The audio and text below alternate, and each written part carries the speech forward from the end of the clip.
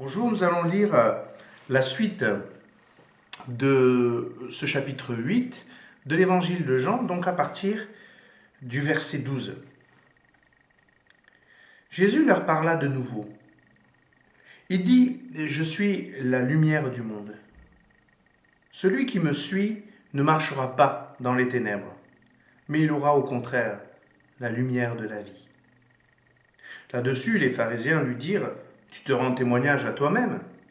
Ton témoignage n'est donc pas vrai. » Jésus leur répondit, « Même si je me rendais témoignage à moi-même, mon témoignage est vrai car je sais d'où je suis venu et où je vais. Quant à vous, vous ne savez pas d'où je viens, ni où je vais. Vous, vous jugez de façon humaine, moi je ne juge personne. Et si je juge, mon jugement est vrai, car je ne suis pas seul, mais le Père qui m'a envoyé est avec moi. Il est écrit dans votre loi que le témoignage de deux personnes est vrai. Or, je me rends témoignage à moi-même, et le Père qui m'a envoyé me rend aussi témoignage. » Ils lui dirent donc, « Où est ton Père ?» Jésus répondit, « Vous ne connaissez ni moi, ni mon Père. Si vous me connaissiez, vous connaîtriez aussi mon Père. » Jésus dit ces paroles alors qu'il enseignait dans le temple, à l'endroit où était le trésor, et personne ne l'arrêta parce que son heure n'était pas encore venue. Jésus leur dit encore, « Je m'en vais et vous me chercherez, mais vous mourrez dans votre péché. Vous ne pouvez pas venir là où je vais. » Là-dessus, les Juifs dirent, « Va-t-il se tuer puisqu'il dit, vous ne pouvez pas venir où je vais ?» Il leur dit, « Vous êtes d'en bas, moi je suis d'en haut. Vous êtes de ce monde, moi je ne suis pas de ce monde. C'est pourquoi je vous ai dit que vous mourrez dans vos péchés. En effet, si vous ne croyez pas que moi je suis, vous mourrez dans vos péchés. Toi, qui es-tu ? Lui dirent-ils. Jésus leur répondit, ce que je vous dis depuis le début. J'ai beaucoup de choses à dire et à juger à votre sujet, mais celui qui m'a envoyé est vrai. Et ce que j'ai entendu de lui, je le dis au monde. » Ils ne comprirent pas qu'il leur parlait du Père. Jésus leur dit donc, « Quand vous aurez élevé le Fils de l'homme, alors vous reconnaîtrez que moi, je suis, et que je ne fais rien de moi-même, mais que je dis ce que mon Père m'a enseigné. Celui qui m'a envoyé est avec moi. Il ne m'a pas laissé seul, parce que je fais toujours ce qui lui est agréable. » Comme Jésus disait cela, beaucoup crurent en lui. Alors il dit aux Juifs qui avaient cru en lui, « Si vous demeurez dans ma parole, vous êtes vraiment mes disciples. Vous connaîtrez la vérité, et la vérité vous rendra libre. » Ils lui répondirent, « Nous sommes la descendance d'Abraham, et nous n'avons jamais été esclaves de personne. Comment peux-tu dire, vous deviendrez libres ? » En vérité, je vous le dis, leur répliqua Jésus, toute personne qui commet le péché est esclave du péché. Or, l'esclave ne reste pas pour toujours dans la famille. C'est le Fils qui y reste pour toujours. Si donc le Fils vous libère, vous serez réellement libre. Je sais que vous êtes la descendance d'Abraham. Pourtant, vous cherchez à me faire mourir, parce que ma parole ne pénètre pas en vous. Je dis ce que j'ai vu chez mon Père, et vous, vous faites ce que vous avez entendu de la part de votre Père. » Ils lui répondirent, « Notre Père, c'est Abraham. » Jésus leur dit, « Si vous étiez les enfants d'Abraham, vous agiriez comme lui. Mais en réalité, vous cherchez à me faire mourir. Moi qui, en tant qu'être humain, vous ai dit la vérité que j'ai entendue de Dieu. Cela, Abraham ne l'a pas fait.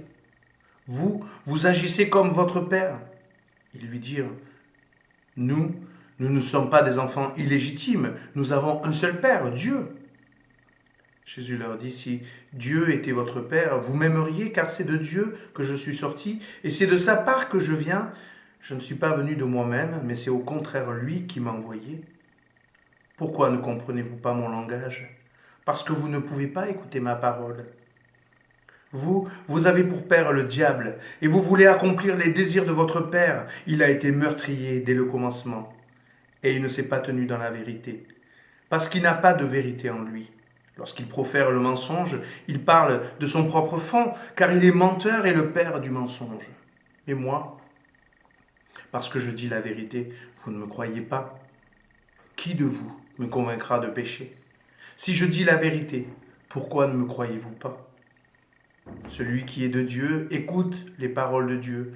Vous n'écoutez pas parce que vous n'êtes pas de Dieu. Les Juifs lui répondirent, n'avons-nous pas raison de dire que tu es un Samaritain et que tu as un démon? Jésus répliqua, je n'ai pas de démon. Au contraire, j'honore mon Père, et vous me déshonorez. Je ne cherche pas ma gloire. Il y en a un qui la cherche et qui juge. En vérité, je vous le dis, si quelqu'un garde ma parole, il ne mourra jamais. Maintenant, lui dirent les Juifs, nous savons que tu as un démon. Abraham est mort, les prophètes aussi, et toi tu dis, si quelqu'un garde ma parole, il ne mourra jamais. Serais-tu plus grand que notre père Abraham qui est mort? Les prophètes aussi sont morts. Pour qui te prends-tu donc? Jésus répondit, si je me rends gloire à moi-même, ma gloire ne vaut rien. Cependant, c'est mon Père qui me rend gloire, lui que vous présentez comme votre Dieu, alors que vous ne le connaissez pas. Moi, je le connais. Et si je disais que je ne le connais pas, je serais comme vous, un menteur. Mais je le connais et je garde sa parole. Votre ancêtre Abraham a été rempli de joie à la pensée de voir mon jour. Il l'a vu et il s'est réjoui. Les Juifs lui dirent, tu n'as pas encore 50 ans et tu as vu Abraham? Jésus leur dit, en vérité, je vous le dis, avant qu'Abraham soit né, je suis. Là-dessus, ils prirent des pierres pour les jeter contre lui, mais Jésus se cacha et sortit du temple, en passant au milieu d'eux. C'est ainsi qu'il s'en alla. La logique que les Juifs ont employée pour cette femme adultère, bien sûr, ils vont l'employer pour Jésus. Petit à petit, le drame est en train de se nouer. Leur logique, c'est effectivement de concentrer des énergies contre Jésus, de démontrer qu'il a tort. C'est pour ça qu'il le piège. Et ce mot revient en permanence, il cherchait à piéger Jésus.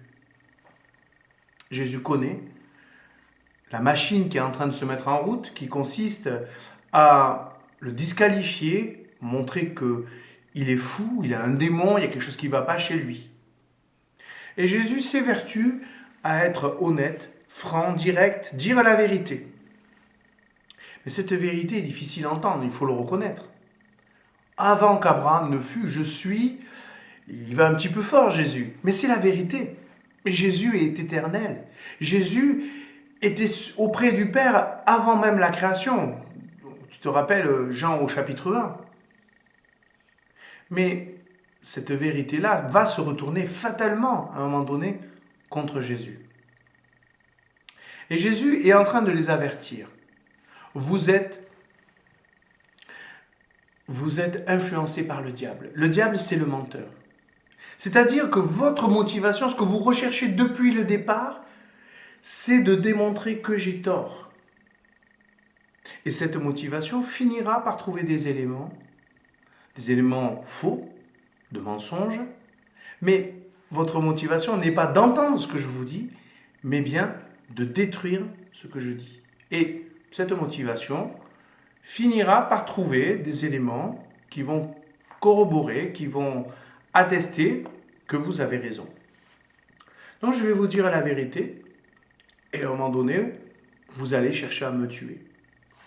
Le scénario est écrit, il est clair comme l'eau de roche. Entre la logique des Juifs et la logique de Jésus, il n'y a pas possibilité de se comprendre. Alors Jésus, il va franc jeu et il dit les choses exactement comme elles sont.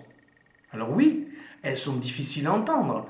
Nous aurions été témoins certainement que nous n'aurions pas tout compris. Et même, je pense que ce texte est un texte difficile. Et c'est difficile de saisir tout ce que nous dit Jésus.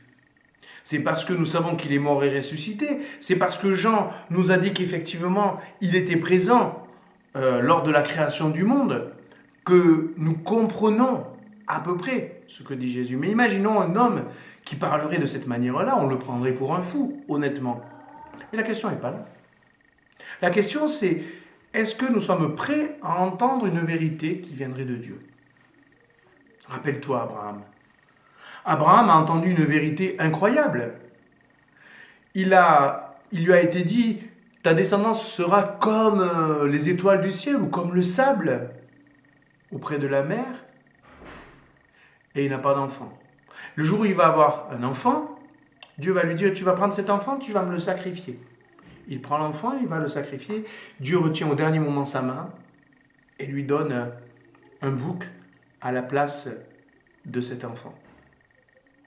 Et nous sommes choqués que Dieu ait demandé à Abraham de sacrifier son fils alors qu'il a mis tant de temps à l'avoir. Dieu serait-il sadique? Pas du tout. Simplement, déjà, dans la période d'Abraham, il montrait la logique humaine. La logique humaine qui consiste à attendre un événement qui donnerait du sens à notre vie. Et une fois que nous avons connu cet événement, nous le sacrifions. Nous le gâchons parce que nous ne croyons pas vraiment que Dieu nous aime. C'est l'amour de Dieu dont nous doutons. Même quand Dieu nous donne son Fils, même quand Dieu nous montre à travers son Fils qu'il nous aime, qu'il ne nous juge pas, eh bien, nous avons besoin d'accuser, de chercher le mal là où il n'est pas.